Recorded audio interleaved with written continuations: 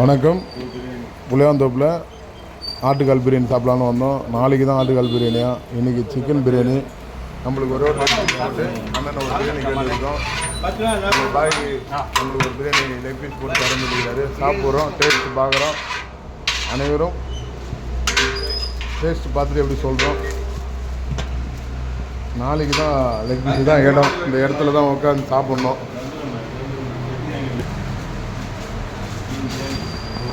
நாலு முடிஞ்ச அளவுக்கு அவ்வளோ டேஸ்டாக ஒரு பிரியாணி கொண்டா. ஆமாண்ணா, நன்றி தான். அவங்கள கொஞ்சம் கூட பரவாயில்ல.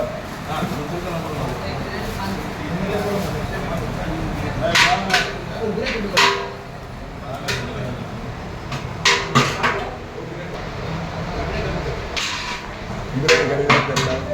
நான் ஒரு பிரியாணி ஒரு குஸ்தாங்கண்ணா பாபிண்ணா. சரி இருக்குதா? ஓகே பரவாயில்ல. மூணுமாண்ணா? உள்ள 2 பிரியாணி நான் ஒன்று எடுத்தேன், நீ என்ன எடுக்கணும்? நான்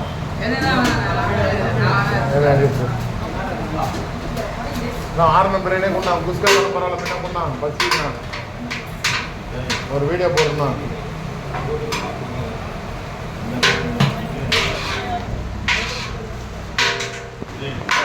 தம்பி அப்படியே நான் சாப்பிட்றேன்.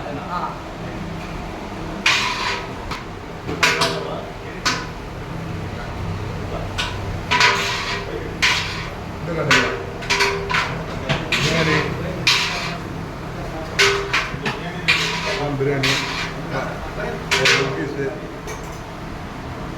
லெக் பீஸு சட்னி டேஸ்ட்டு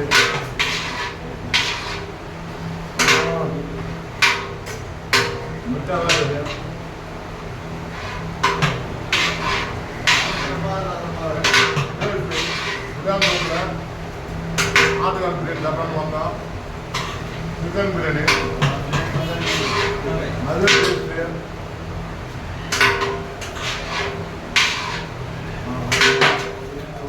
ரொம்ப டேஸ்ட்டு.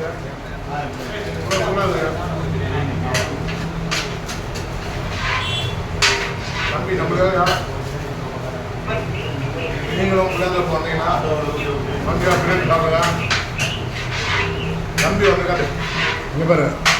நம்ம தம்பி பிரியாணி வாங்கி வச்சுட்டு கேமராமேனு இன்னும் சாப்பிடாம உட்காந்துறான். நன்றி. அண்ணனுக்கு பிரியாணி வந்துச்சு. நண்பர்களெல்லாம் பிரியாணி சாப்பிட்றாங்க. நல்லா டேஸ்ட்டு. நல்லா பாருங்கள் கூட்டத்தை. இடமே தான். இது பாருங்க, இன்னும் ஒரு ஆள் உட்காந்து இடம் க்ளோஸ். இவ்வளோதான் இடம்.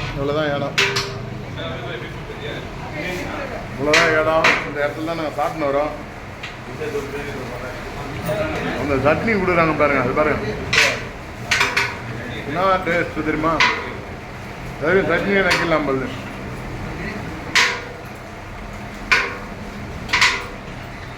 இவ்வளோ வீட்டுலையும் பாய் நம்மளுக்கு ஒரு லெக் பீஸ் போட்டு கொடுத்தாரு.